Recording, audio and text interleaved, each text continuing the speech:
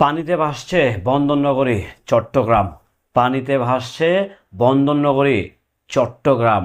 কিন্তু অবিশ্বাস্য এক ঘটনা ঘটিয়ে ফেলেছে বাংলাদেশ ফায়ার সার্ভিস। আবারও বলছি, অবিশ্বাস্য এক ঘটনা ঘটিয়ে ফেলেছে বাংলাদেশ ফায়ার সার্ভিস। এক মা প্রসব যন্ত্রণায় ভুগছে, উপায় না পেয়ে বাংলাদেশ ফায়ার সার্ভিসকে ফোন করেছে। গলা পানিতে নেমে সেই নারীকে কিংবা সেই মাকে সরকারি কোনো একটি হাসপাতালে নিয়ে নর্মাল ডেলিভারির মধ্য দিয়ে একটি নজিরবিহীন ঘটনার স্থাপন কিংবা সাক্ষী হলেন বাংলাদেশ ফায়ার সার্ভিস। সত্যি আমাদের সার্ভিসগুলো, বাংলাদেশের পুলিশ বলেন, আর্মি বলেন, যতগুলো ডিপার্টমেন্ট আছে বাংলাদেশের জনগণের জন্য সার্ভিস দেওয়ার জন্য, তার ভিতরে কিন্তু সিরিয়াসলি অন্যতম একটি সেবা হচ্ছে ফায়ার সার্ভিস। রোদ বৃষ্টি পানি নয়, কোথাও আগুন লাগলে ফায়ার সার্ভিস, কোথাও বিপদ হলেও ফায়ার সার্ভিস। এই বাংলাদেশ ফায়ার সার্ভিসের সৈনিকরা যেন এক একটা মানবতার চূড়ান্ত দৃষ্টান্তের সাক্ষী করেন বারবার। হ্যালো এভরিওয়ান, আসসালামু আলাইকুম। শিমুল আছি আপনাদের সঙ্গে। আপনারা অবগত আছেন বাংলাদেশে নিম্নচাপ চলতেছে। এটা নিয়ে খুবই ঝামেলায়, মহা ঝামেলায় পড়ে গেছে আমাদের চট্টগ্রামবাসী, আমাদের বাংলাদেশেরই একটা অংশ।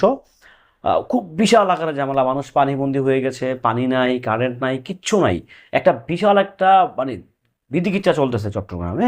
তো তার ফাঁকে একটা নজিরবিহীন ঘটনা, আসলে এগুলো না বললেই না।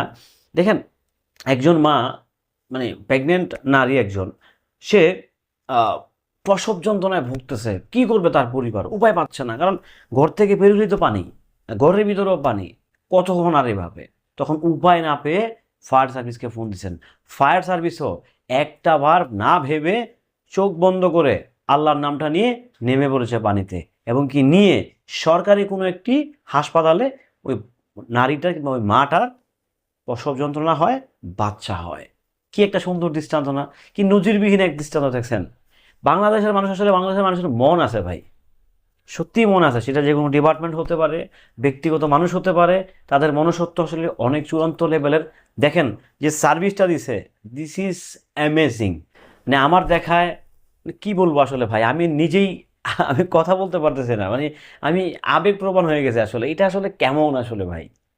এটাই ভালোবাসা, এটাই দেশপ্রেম, এইটাই মানুষের জন্য মানুষ, মানুষের জন্য মানুষ। এটাই তো মানুষ মানুষের জন্য, জীবন জীবনের জন্য। এটাই তো বাস্তবতা। এটাই চরম এক দৃষ্টান্ত সাক্ষী হলেন নতুন করে বাংলাদেশ। যাই হোক, বাংলাদেশ ফায়ার সার্ভিসের এই কাজটা দেখে সত্যি আমার মনটা ভরে গেছে।